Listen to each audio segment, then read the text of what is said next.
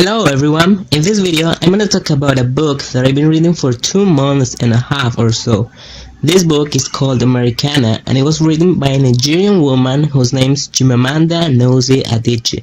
It was first published in 2013 and it has 349 pages which are distributed into 7 parts and 55 chapters.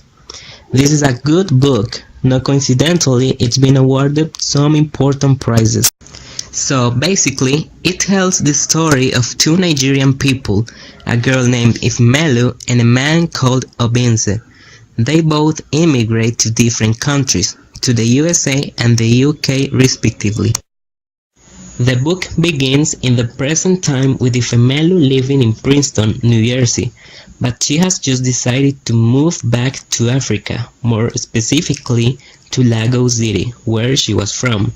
Then we are moved to the past and know more about Ifemelu's life, her childhood and teenage in Nigeria, including her parents and other relatives, school friends, her first boyfriend and his family.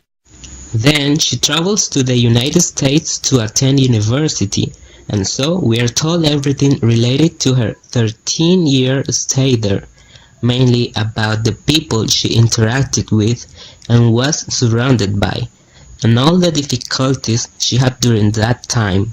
For example, finding a job, which was a very tedious thing, lack of money, racism, stereotypes, identity, and many other cultural issues. In short, what an immigrant, a black immigrant, may experience in that country, or in the UK in the case of Obinze. So we come to see or to be aware of many realistic events that are criticized in the book, and which Ifemelu takes and writes about them in her own blog. Something that really caught my attention is the topic of changing when living in another place that is totally different from ours. In the case of Ifemelu, she experienced culture shock. She discovered that she was black, and after a time, she began to have some changes. For example, she began to practice an American accent, and finally, she relaxed her hair after having refused to do so at all costs. And even if she hungered to discover and understand everything about America, she didn't feel well making those changes. There is a part that is very sad for me, when other African people told her how to behave in America, what to do or not to do, and what to expect, as if there was no choice. Now, talking about those changes, I think some of them are made on purpose and others are influenced by the environment surrounding us. Ifemelu lived among white people, egocentric, racist, materialistic, fault finders, false people who could even say beautiful to every black person. And moreover, she was an outsider who was constantly being said what to do or what not to do. She was kind of imposed the American social rules, their norms. Just reading, "This is America, you're in America," and things like those so many times was too disgusting and unpleasant for me, all the time attempting to stuff their culture down her throat, forcing her to change her culture.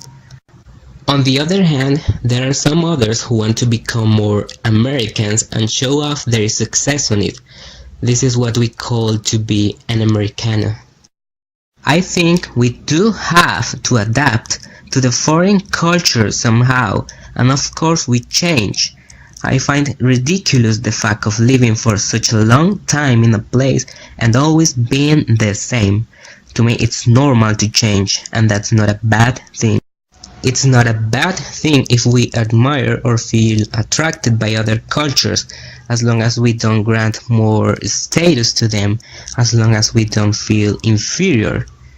The important is that we always appreciate our culture and feel proud of it, since all cultures have the same value, no matter how much money we have in our pockets, our skin color, nationality or accent.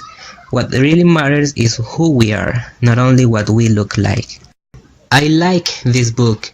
It has some cliché themes, and I have to say that it's not the best book I have read, but I still like it. I think it has a lot of things that we can learn from, and the reading is not difficult. Each word flows softly, so I invite you to read Americanah. It is a heart-touching book where you will witness Ifemelu's deepest feelings, tears, thoughts of sadness, depression, isolation, and more things leading to her current decision. Not everything is perfect. This book will bring some of you down to earth.